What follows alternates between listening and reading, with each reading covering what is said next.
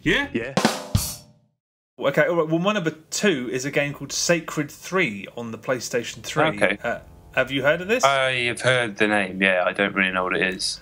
Okay, I didn't really know what it was either. I've never played either of the predecessors. All I know about the series, or all I knew before I started playing this, was an old press release I found on the internet which explained that Sacred 2, the development studio, Ascaron Entertainment, they kind of went into administration after they were developing ports of Sacred 2 for consoles that went way over budget and took too long. So yeah, they went into administration. So Sacred 3 is developed by a studio called Keen Games, and I'm not sure if any of the original team are now there. That the information was apparently quite hard to find, so I can't answer that. But this is a top-down hack and slash action RPG, kind of in the Diablo mode.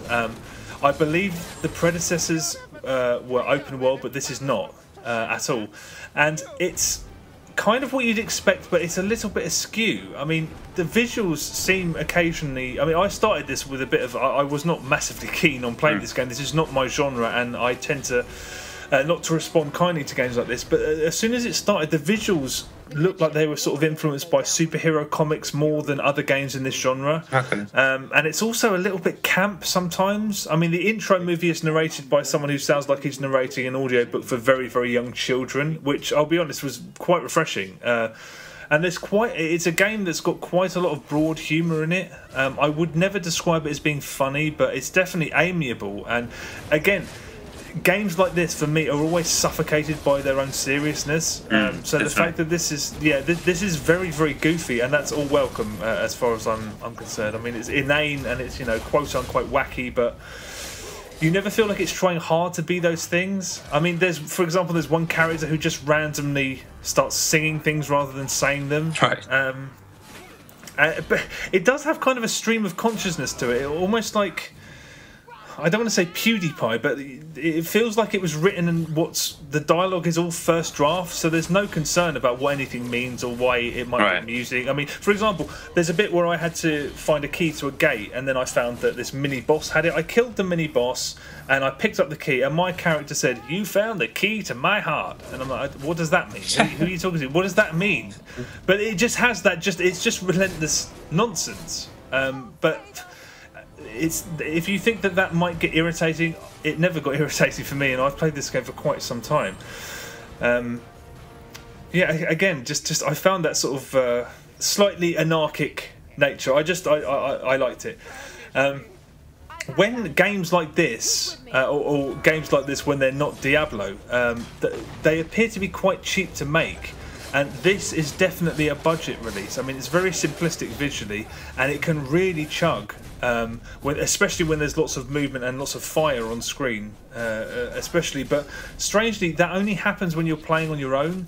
It has clearly, thankfully, been optimised for 4-player online co-op, because it handles all sorts of craziness in 4-player just fine. I mean, I could not pick any faults with how it ran in online co-op at all, with 4 people running around. The structure of the game is very standard. You move across a large map, and environments are flagged up with a suggested level that you should be, and there are smaller pit stops on the way. Some of them come in the form of sort of horde-style wave battles where you can just grind to level up, or just earn some extra cash before a mission. There's way less emphasis on loot. I mean, you get loot from fallen enemies, but not really, exploring is not really encouraged at all. I mean, the environments are very reined in, and hidden areas are quite rare, much more rare than they traditionally are in games like this anyway. But yeah, I had a really good time with this. I mean, there is a big discrepancy between ranks, so if you're playing this, I'd suggest that you lock off the ability for anyone who isn't close to your level to join you, because I was rank 8 at one point, and these 2 rank 11s came in, and they killed the boss in about 12 seconds flat. Right. So the difference between a rank 8 and a rank 11 is quite vast. So yeah, if you're playing with other people, matchmaking, I'd make sure you tinker with that. This is a very, very simple and very accessible hack and slash game. It's designed to appeal to as many people as possible. I mean, I believe some fans of the first 2 Sacred games are kind of up in arms about the lack of a loot system and the fact that it isn't open world again. You know, there are definitely mild RPG elements like weapon progress trees and stuff, but this is a co-op action game. So if you go in looking for something any deeper than that, you'll probably be disappointed. But on that level, as a cooperative action game, I really quite enjoyed it. I was surprised by how much I enjoyed it. I mean, if you play a lot of games like this, I'm not entirely sure how well it will hold up against the competition, because I don't play games like this very often. But I like the lack of seriousness. I really enjoyed the combat, and how flawlessly it works online has got to be commended, because I mean, I was expecting it to completely collapse after the sort of sketchy single player, but no, it's clearly been optimized for that, so that's definitely to be commended. So yeah, it's not deep, but solidly enjoyable, absolutely.